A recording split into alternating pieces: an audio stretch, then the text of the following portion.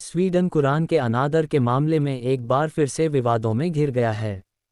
गुरुवार को इराक की सरकार ने बगदाद से स्वीडिश राजदूत को वापस जाने के लिए कहा है। स्वीडन की राजधानी स्टॉकहोम की एक मस्जिद के बाहर हाल ही में कुरान जलाने की घटना हुई थी।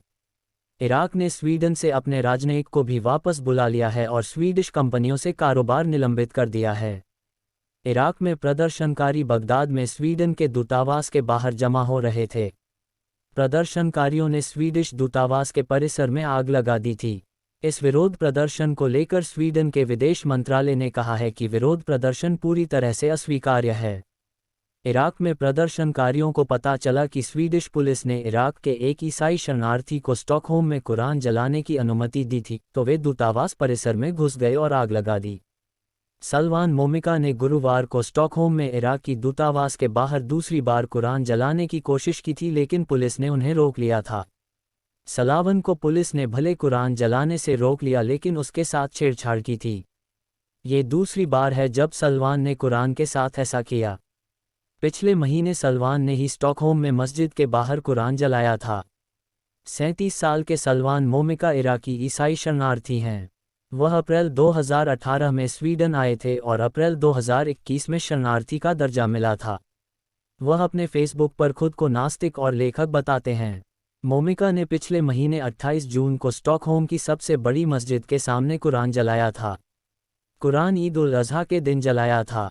मुसलमान कुरान को अल्लाह के अल्फाज के रूप में देखते हैं और कुरान के साथ इरादतन छेड़छाड़ या अनादर को घोर अपराध की तरह देखते हैं।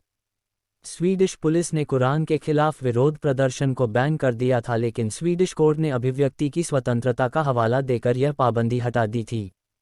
बगदाद में प्रदर्शनकारी मुख्य रूप से शिया मौलवी मोक्दा अल सद्र के समर्थक थे।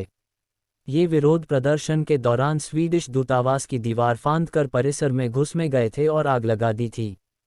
प्रदर्शनकारियों की पुलिस के साथ झड़प भी हुई थी। स्वीडन ने कहा है कि बगदाद दूतावास में उसके सभी कर्मचारी सुरक्षित हैं।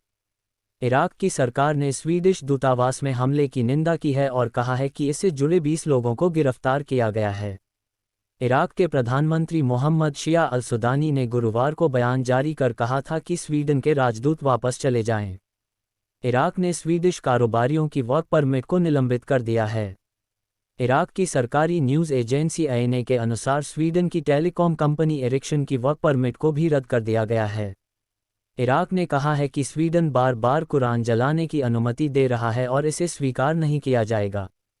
ईरान, तुर्की, कतर और सऊदी अरब ने भी स्वीडन में कथित इस्लाम विरोध प्रदर्शन को अनुमति देने की निंदा की है। स्वीडन को लेकर मुस्लिम बहुल देशों में काफ़ी हलचल है। पोप ने भी कुरान जलाने की निंदा की है। इस महीने की शुरुआत में एक व्यक्ति को स्टॉकहोम में इस्राएली दूतावास के सामने तोराह जलाने की अनुमति दी थी, लेकिन वह व्यक्ति अपनी सुरक्षा डर के कारण जलाने नहीं गया था। हालांकि उस व्यक्ति ने बाद में कहा था कि वह दिखाना चाहता था कि अभिव्यक्ति की स्वतंत्रता की सीमा होती है।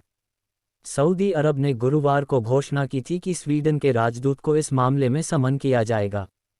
सऊदी अरब ने एक बार फिर से कुरान के अनादर की निंदा की है और कहा है कि दोषियों को सज़ा मिलनी चाहिए।